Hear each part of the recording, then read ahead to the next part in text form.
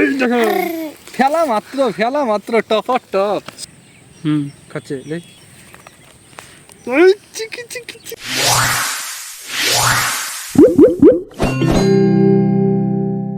আসসালামু আলাইকুম বন্ধুরা।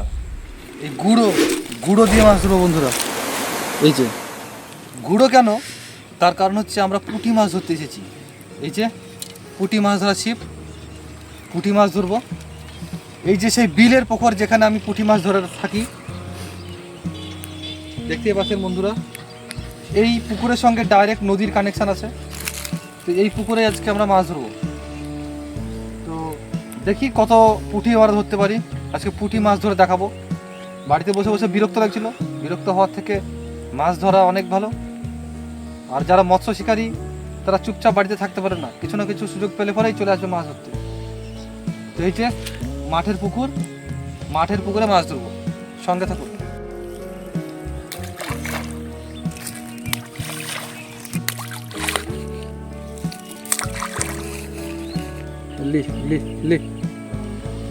প্রথম টোপে নদীর ট্যাংরা লেগে গেছে বন্ধুরা, দেখতে পাচ্ছেন ছোট ট্যাংরা, নদীর ট্যাংরা। প্রথম টোপেই আবার হবে। খাচ্ছে লে।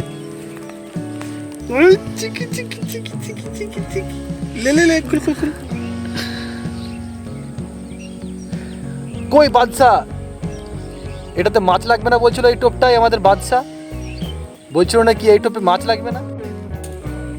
আবার আবার আবার আবার জানি ছাড়া তুই আবার একটা বন্ধুরা, আবার একটা। এবার মাছ তোলা দেখো। কখন মাছ কি খাই বলা খুব মুশকিল। আটার টোপে ট্যাংরা মাছ। এই যে দেখো, ফেলা মাত্র টপার টপ, শুধু ট্যাংরা। টোপটা দেখতে পাচ্ছেন ট্যাংরা লাগছে, তার কারণ আছে। আমরা তো এসছিলাম পুঁটি মাছকে টার্গেট করে, কিন্তু এখানে স্পেশাল একটা কিছু দিয়েছি। সেটা কি দিয়েছি সেটা বলে দেবো। সেটার জন্য পুঁটি মাছ কম, ট্যাংরা মাছ বেশি হচ্ছে। তো চলুন বন্ধু, কি হয়। ওটাতে কিন্তু বড় মাছ লাগবে, মোটা করে টোপ দিয়ে ফেললে।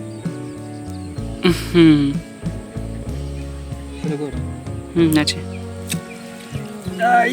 বড় ট্যাংরা। আমার ট্যাংরা এই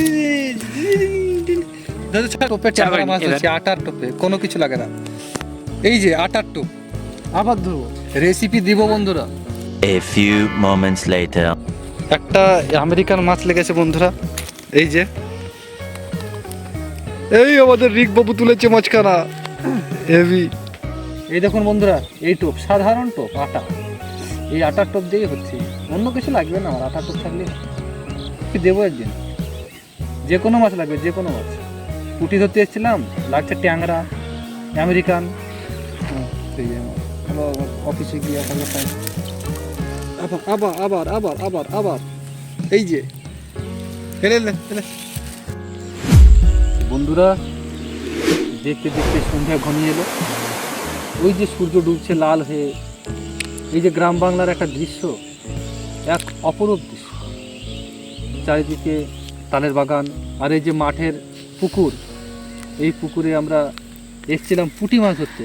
তো পুঁটি মাছ তো হয়নি, হচ্ছে ট্যাংরা মাছ। আমাদের একটা কার্পু মাছও হয়েছে, কার্পু মাছ লেগেছে। এই যে হালকা শীত, তো এই শীতে কার্পু মাছ হয়েছে একটা। টুকটাক ট্যাংরা মাছ হচ্ছে। ট্যাংরা মাছ লাগছে তার কারণ হচ্ছে, এটা হচ্ছে এই পুকুরটা নদীর সঙ্গে কানেক্টেড।